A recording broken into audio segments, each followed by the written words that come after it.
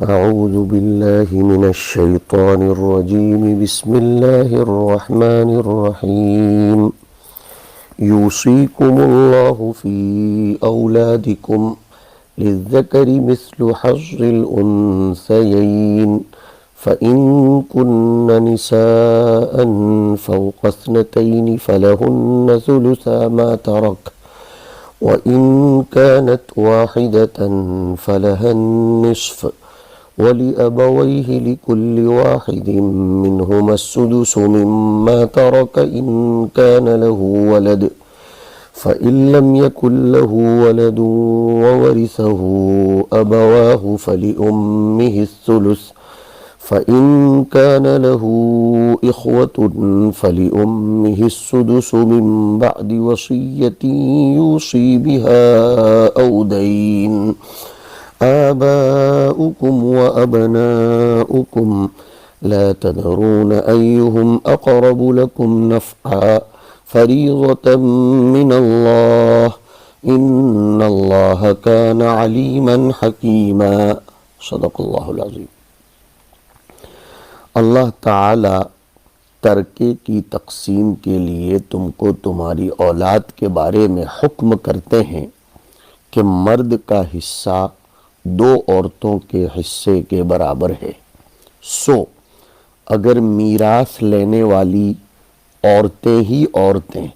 یعنی لڑکیاں دو یا دو سے زیادہ ہوں تو ان عورتوں یعنی لڑکیوں کو اس مرنے والے نے جو مال چھوڑا ہے اس میں سے 2/3 حصہ ملے گا، اور اگر ایک ہی لڑکی ہو تو اس کو مرنے والے کے چھوڑے ہوئے مال کا آدھا ملے گا، اور اگر میت کی اولاد بھی ہوں تو مرنے والے کے والدین میں سے ہر ایک کو اس مرنے والے کے چھوڑے ہوئے مال کا 1/6 حصہ ملے گا، اور اگر مرنے والے کی کوئی اولاد نہ ہو اور اس کے والدین ہی اس کے وارث ہوں تو اس مرنے والے کی ماں کو 1/3 حصہ ملے گا۔ سو اگر مرنے والے کی اولاد نہ ہو، مرنے والے کے ایک سے زیادہ بھائی یا بہن ہو تو اس مرنے والے کی اماں کو 1/6 حصہ ملے گا۔ یہ سب تقسیم میت نے جو وصیت کی ہو اس کو پورا کرنے کے بعد، یا میت کا کوئی قرض ہو تو قرض ادا کرنے کے بعد ہوگی۔ تم کو یہ بات معلوم نہیں ہے کہ تمہارے باپ دادے اور بیٹے پوتے میں سے کون فائدہ پہنچانے کے اعتبار سے تم سے زیادہ نزدیک ہے۔ یہ اس لیے کہا جا رہا ہے کہ کوئی یہ سوچ سکتا ہے کہ فلاں وارث کو زیادہ حصہ ملتا تو اچھا ہوتا یا فلاں کو کم ملنا مناسب تھا۔ اللہ نے فرمایا تمہیں مصلحت کا ٹھیک ٹھیک علم نہیں ہے، اللہ نے جس کا جو حصہ مقرر فرما دیا ہے وہی مناسب ہے۔ چنانچہ فرماتے ہیں یہ سب حصے اللہ تعالی کی طرف سے مقرر کیے ہوئے ہیں۔ یقینی بات ہے کہ اللہ تعالیٰ خوب اچھی طرح جانتے ہیں، بڑی حکمت والے ہیں۔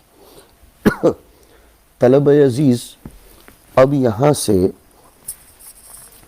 تقسیم میراث کے باب میں تفاصیل شروع ہو رہی ہیں۔ اس سورت کا نام چونکہ آپ نے سنا کہ سورہ نساء ہے، چنانچہ اس رکوع میں عورتوں کے لیے بھی وراثت کا نظام تفصیل سے بیان کیا جا رہا ہے تاکہ زمانے جاہلیت و کفر کے اس نظریے کی تردید ہو جائے کہ عورتیں وراثت میں شریک نہیں ہوتیں۔ چنانچہ اب یہاں سے حق تعالی شانہ ذوی الفروض، عصبہ وغیرہ کی تفاصیل بیان فرماتے ہیں۔ اس آیت کو آیت المیراث کے نام سے یاد کیا جاتا ہے۔ سب سے پہلا ترکہ جو اس نظام کے مطابق تقسیم کیا گیا وہ حضرت سعد ابن ربیع رضی اللہ تعالی عنہ کا ترکہ تھا۔ حق تعالی شانہ اس میں پہلے اجمالاً یہ بیان فرماتے ہیں کہ یہ ترکے کی تقسیم کے احکام میری طرف سے احکام مؤکدہ اور موثقہ ہیں، تبھی تو انہیں یوسیکم کے لفظ سے تعبیر کیا جا رہا ہے، اس لیے کہ امر مؤکد کو عربی زبان میں وصیت کہا جاتا ہے۔ امر مطلق میں اور امر مؤکد میں فرق ہوتا ہے۔ لفظ وصیت یہ خود اپنے اندر تاکید کا مقتضی ہے، مصنف اسی لیے یوسیکم کی تفسیر یأمرکم سے کر رہے ہیں۔ کون حکم مؤکد کر رہا ہے؟ اللہ فی اولادکم، یہاں ایک مضاف مقدر ماننا پڑے گا، وہ ہے فی شأن اولادکم، اس لیے کہ اگر فی شأنی نہ مانو تو احتمال رہتا ہے کہ اللہ کا یہ حکم اولاد کے باب میں ہے، لیکن کس سلسلے میں ہے، اولاد کی کس شق کے بارے میں ہے، تو فرمایا فی شأن اولادکم، اولاد کے حالات کے بارے میں۔ اور چونکہ ماں باپ کی آیات یہ خود پتہ دیتی ہیں کہ یہ میراث کا باب ہے، اس لیے سامع کو بھی قرینۂ مقال سے سمجھ لینا چاہیے۔ اب سوال ہو رہا تھا اللہ پاک کیا وصیت فرماتے ہیں، تو اجمالاً پہلے تو ذکر کیا بما یذکر، وہ باتیں جو ذکر کی جا رہی ہیں۔ اولاً آیت کریمہ کے اس جز پر اعتراض ہو سکتا ہے کہ یہ خطاب تو جمیع المؤمنین کو ہے، تو پھر یوصیکم اللہ فی اولادکم کے عموم میں انبیاء علیہم السلام بھی تو داخل ہیں، ان کے اموال کی بھی تقسیم ترکے کی ہونی چاہیے، تو پھر کیا وجہ ہوئی کہ سیدہ فاطمۃ الزہرا رضی اللہ تعالی عنہا نے جب حضرت علی مرتضیٰ کرم اللہ وجہہ کو دربار صدیقی میں اپنے والد محترم کی وراثت طلبی کے لیے بھیجا تو حضرت صدیق نے معذرت کیسے کر دی، اور استدلال فرمایا تھا حضرت صدیق اکبر نے کہ نحن معاشر الانبیاء، ہم نبیوں کی جماعت،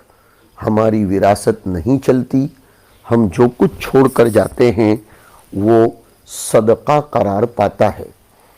جواب یہ دیا جائے گا کہ اس آیت کا عموم مخصوص ہے نحن معاشر الانبیاء والی حدیث کے ذریعے، یعنی عام خص عنہ البعض، اس حدیث نے، نحن معاشر الانبیاء والی حدیث نے اس آیت کے عموم کو منسوخ کر دیا، گویا وہ حدیث اس آیت کے عموم کے لیے مخصص بنی۔ یہ حدیث اس آیت کے لیے منسوخ بنی، اس جواب پر شاید طلباء و سامعین کو اعتراض ہو رہا ہو کہ حدیث کے ذریعے قرآن کو کیسے منسوخ کیا جا سکتا ہے، جبکہ قرآن تو قوی و اقوی ہے اور حدیث کا درجہ اس کے مقابلے میں کمتر ہے۔ جواب یہ ہے کہ اس حدیث سے استدلال کرنے والے خود سیدنا ابو بکر الصدیق رضی اللہ تعالی عنہ تھے، اور صدیق اکبر نے براہ راست یہ حدیث حضور اکرم صلی اللہ علیہ وسلم سے سنی، اور وہ خود اس حدیث کو مستدل بنا کر فاطمہ اور علی کے سامنے پیش فرما رہے تھے، تو ان کے یہاں جو حیثیت قرآن کریم کی تھی وہی حیثیت اس حدیث کی بھی تھی، اس لیے کہ قرآن بھی انہوں نے براہ راست بغیر کسی واسطے کے سیدنا محمد صلی اللہ علیہ وسلم سے سنا تھا، یہ حدیث بھی انہوں نے براہ راست حضور اکرم صلی اللہ علیہ وسلم سے سنی، تو گویا یہ حدیث صدیق اکبر کے حق میں متواتر ہو گئی، بلکہ اس سے بالا تر مشاہد عینی ہو گئی۔ لہذا یہ حدیث کتاب اللہ کے حق میں مخصص ہو سکتی ہے۔ آپ حضرات نے اصول فقہ اور اصول حدیث میں پڑھا ہے کہ اگر خبر متواتر ہو تو وہ ضرور قرآن کریم کے باب میں ناسخ بن سکتی ہے۔ ہاں، خبر واحد، خبر عزیز، خبر غریب یہ سب نہیں بن سکتی، لیکن خبر متواتر کا درجہ چونکہ بہت بلند اور قوی ہوتا ہے تو وہ قرآن کریم کے باب میں ناسخ جب بن سکتی ہے تو یہ تو صدیق اکبر نے خود سنی ہوئی روایت ہے اور وہی اس سے استدلال کر رہے ہیں۔ لہٰذا حضرت صدیق اکبر کے حق میں یہ روایت متواتر بلکہ اس سے زیادہ مشاہد عینی ہے، لہذا یہ کتاب اللہ کے حق میں مخصص ہو سکتی ہے۔ جیسے انما الصدقات للفقراء، اس کو سمجھو، الفقراء میں جملہ فقراء شامل ہو جاتے ہیں، لیکن بنو ہاشم کو الفقراء میں سے مستثنی قرار دیا گیا۔ بس اسی طرح یوصیکم اللہ فی اولادکم سے اولاد انبیاء کو مستثنی کر دیا گیا ہے۔ دوسری بات یہ بھی سمجھیے کہ یہ روایت نحن معاشر الانبیاء والی ویسے بھی کئی صحابہ کرام نے بیان فرمائی ہے۔ سیدنا ابو ہریرہ، ابن عباس، عثمان، علی، حذیفہ، زبیر، ابو الدرداء، عبد الرحمن ابن عوف رضی اللہ تعالی عنہم سے بھی مروی ہے، لہذا یہ متواتر صحابہ بھی ہوئی۔ ایک بات اور بھی سنیے، اس آیت میں اور بھی تو تخصیص واقع ہوئی ہے، جیسے موانع ارث، اس لیے کہ اولادکم میں تو جملہ اجناس و اصناف و انواع اولاد شامل ہے، چاہے وہ اولاد کافر ہو، چاہے وہ قاتل ہو، چاہے وہ دار الحرب میں رہتی ہو، لیکن سبھی حضرات اس بات کو مانتے ہیں کہ اس آیت کریمہ کی اولادکم سے کافر، قاتل اور دار الحرب میں رہنے والی اولاد خارج ہے۔ تو جب اس آیت میں آلریڈی تخصیص اور استثناء ہوا ہے تو پھر اس معنی کر بھی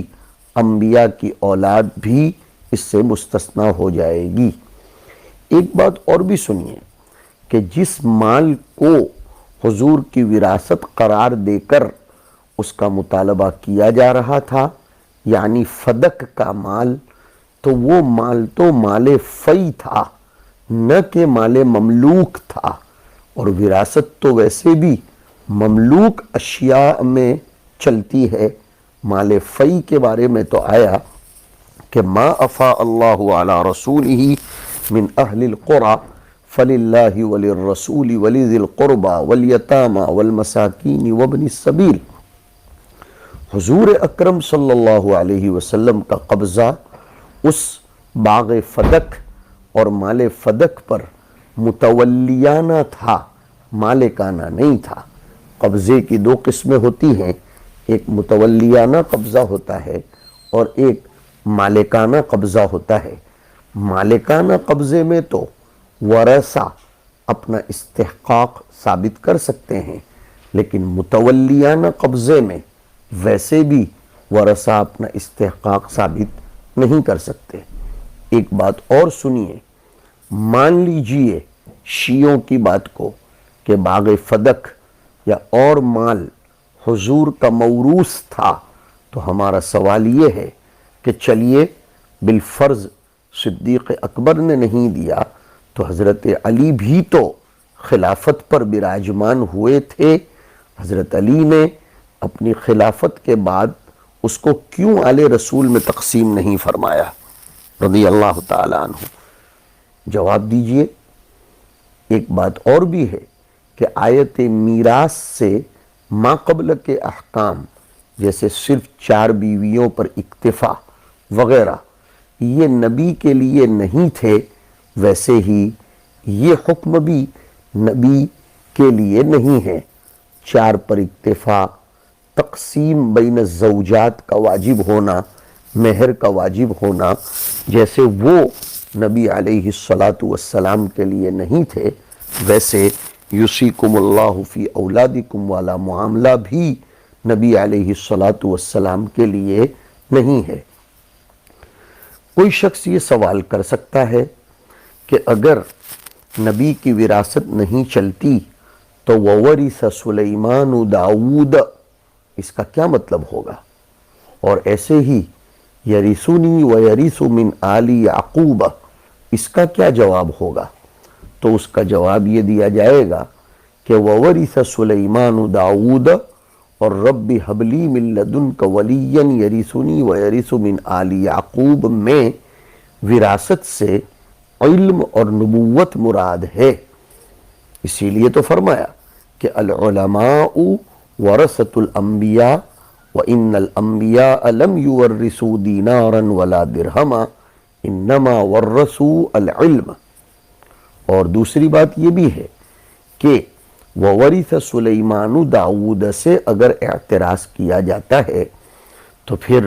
سلیمان کے تو دوسرے بھی بھائی تھے،